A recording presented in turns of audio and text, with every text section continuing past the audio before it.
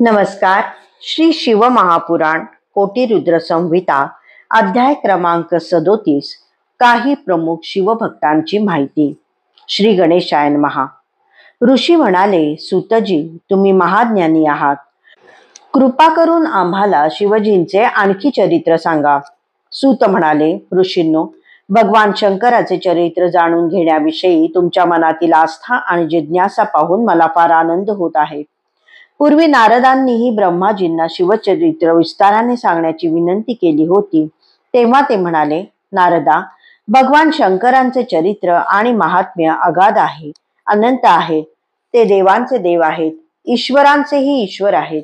या विश्वातील सर्व प्राणी मात्रांना एकमेव त्यांचाच आधार आहे.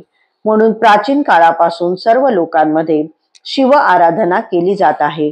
आता मी तुला शिवजींची सेवा करून मनोवांछित फल प्राप्त केलेल्या आणि शिवभक्तीची थोरवी जाणून त्यांची सेवा केलेल्या काही भक्तांची नावे सांगतो. पूर्वी विष्णूंनी लक्ष्मी समवेत शिवजींची पूजा करूनच आपले मनोरथ सिद्ध केले. मीही त्यांच्या कृपेनेच सृष्टी निर्माण करतो.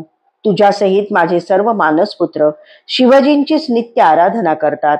वशिष्ठादी सप्तर्षी, श्रेष्ठ ऋषी आणि अरुंधती, लोपामुद्रा, अहिल्या आदी पतिव्रता शिवपूजन करतात.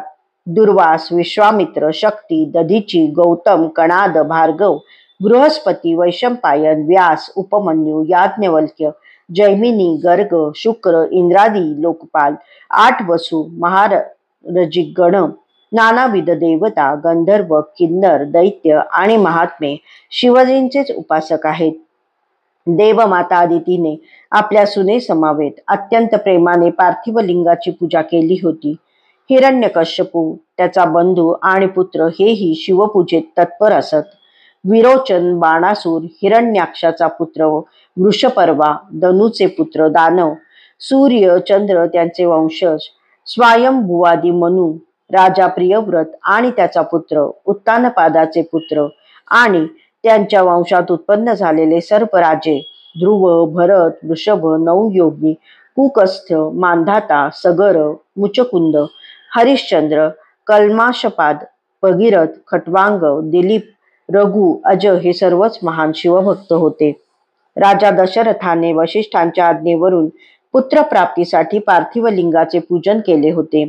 नंतर ऋष्यशृंग मुनींच्या सांगण्यावरून पुत्र कामेष्ठी यज्ञ केला. पुत्रप्राप्तीच्या उद्देशाने दशरथाच्या स्त्रियांनी म्हणजेच कौसल्या, सुमित्रा आणि कैकेयी यांनीही शिवजींचे पूजन केले होते. त्यामुळे शिवकृपेने त्यांच्या पोटी महाप्रतापी आणि महातेजस्वी पुत्र जन्माला आले. कौसल्याच्या पोटी प्रभू रामचंद्रांनी अवतार घेतला. सुमित्रेच्या लक्ष्मण आणि शत्रुघ्न असे 2 पुत्र झाले. तर कैकेयीला भरताची प्राप्ती झाली. ही 4ही भावंडे भस्म रुद्राक्ष धारण करून नित्यनेमाने पार्थिव पूजन करत असत. प्रभू रामचंद्रांच्या वंशात जे राजे होऊन गेले तेही शिवभक्तच होते. राजा सुद्युम्न शिवशापाने स्त्री झाला. पार्थिव लिंगाचे पूजन केल्यामुळे तो महिनाभर पुरुष आणि महिनाभर स्त्री होत असे. पुढे त्याने सर्वस्वाचा त्याग करून सर्व शिवधर्माचेच आचरण केले. त्या पुण्य प्रभावाने त्याला मोक्षरूपी परमपद प्राप्त झाले. राजा पुररवा आणि त्याचा पुत्र दोघेही शिवव्रत भक्त होते. शिवजींच्या पूजन प्रभावाने त्यांचे सर्व मनोरथ पूर्ण झाले. राजा भरत, राजा नहुष, ययाती आणि त्याचे 5 पुत्र हेही शिवभक्तच होते. त्याच्या वंशातील राजांनाही भुक्ती मुक्तीदायक शिवजींचेच पूजन केले. भगवान श्रीकृष्णांनीही बद्री पर्वतावर निवास करून 7 महिने शिवपूजन केले. त्यामुळे प्रसन्न झालेल्या शंकरांनी त्यांना अनेक दिव्य वर दिले. त्यांच्या कृपा प्रसादाने त्यांनी सर्व विश्व आपल्या अधीन केले. अनेक महादैत्यांचा वध केला. आपल्या भक्तांचे रक्षण करून मोठी कीर्ती मिळवली. ते जगदगुरु म्हणून मान्यता पावले. कृष्णपुत्र प्रद्युम्न आणि सांब हेही शिवभक्तच होते. राजा जरासंध आणि त्याचे वंशज, राजा निमी, राजा जनक आणि त्याचे पुत्र हे सर्व शिव उपासक होते. वीरसेनाचा पुत्र नल हा पूर्वजन्मी भिल्ल होता. तो मार्गाचे रक्षण करायचा. त्याने एक शैव साधूला संन्याशाला आश्रय दिला, त्याचे रक्षण केले व रात्री समयी तो भिल्ल हिंस्त्र शाबतांकडून मारला गेला. या पुण्य प्रभावाने दुसऱ्या जन्मात त्याला राजकुळात जन्म मिळाला. तो चक्रवर्ती सम्राट झाला. त्याला दमयंती सारखी प्रिय पत्नी मिळाली. शिवकृपेने त्याचे कल्याण झाले.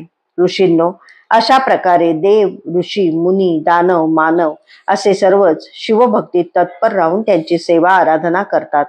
शिवभक्तांची गणनाच करता येत नाही.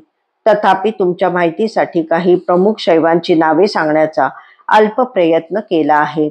अध्याय 37 समाप्त.